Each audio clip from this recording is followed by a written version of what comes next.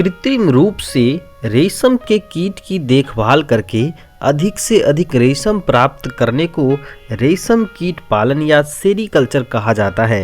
रेशम या सिल्क रेशम कीट से प्राप्त होते हैं जो इंसेक्टा वर्ग के लेपिडोप्टेरा गण के अंतर्गत आते हैं। रेशम कीट की कई प्रजातियां होती है जैसे बोम्बैक्स मोराए या शहतूत रेशम कीट, एंथेरिया असमनेंसिस या मूंगा रेशम कीट, और तीसरा है एंथेरिया मालिटा या तसर्क रेशम कीट। बाह्य लक्षण एक्सटर्नल कैरेक्टर्स, यह एक वयस्क कीट लगभग जो कि 1 इंच लंबा और मलाई के रंग के जैसा उजला होता है।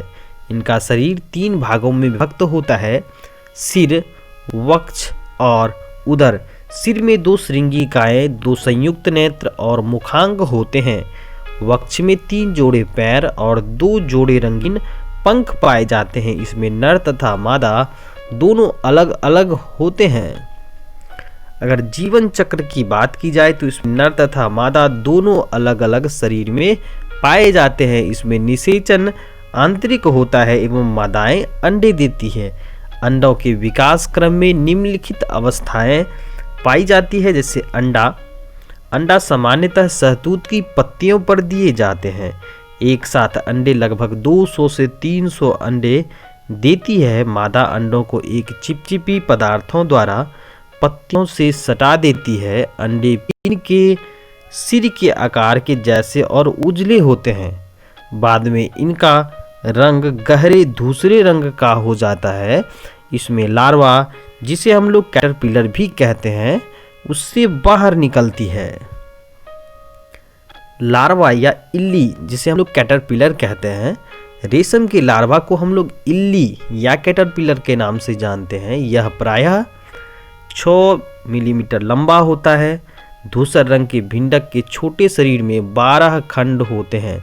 सिर में 6 जोड़ी नेत्र और मुखांग, वक्ष में 3 जोड़े पैर और उदर में 6ठे, 7वें, 8वें, 9वें और 12वीं खंड में 5 जोड़े स्यूडोलेग्स होते हैं।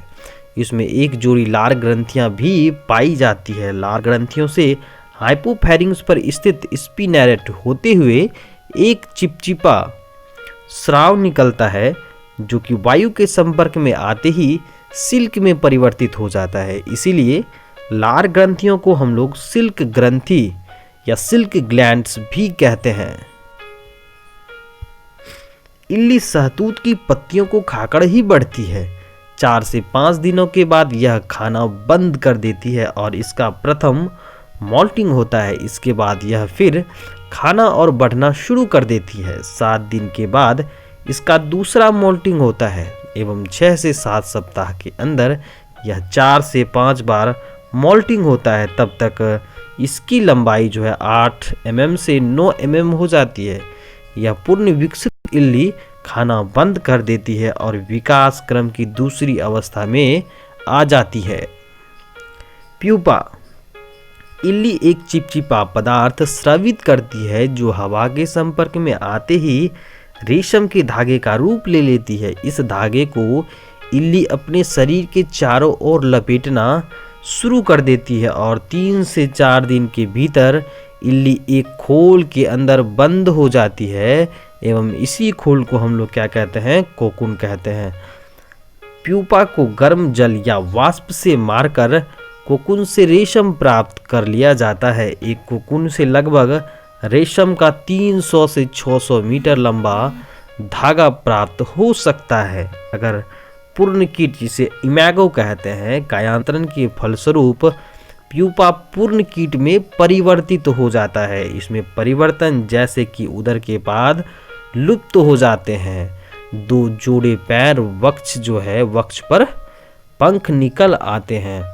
इसका अगर आर्थिक महत्व देखा जाए तो रेशम का कीट मनुष्य के लिए जो है बहुत ही उपयोगी सिद्ध होता है, जिससे हमें रेशम प्राप्त होते हैं जो हम लोगों के लिए काफ़ी उपयोगी सिद्ध होती है। पहला जो मनुष्य के लिए इसमें सुंदर और मजबूत वस्त्र जैसे साड़ी, कुर्ता, रुमाल इत्यादि तैयार किए जाते हैं। दूसरा है कोकुन के बचे भाग से मटका नामक वस्त्र तैयार किया जाता है। तीसरा है रेशम के धागे से पैराशूट, मोटर गाड़ियों के विशेष प्रकार के टायर, चलनी आदि बनाया जाता है।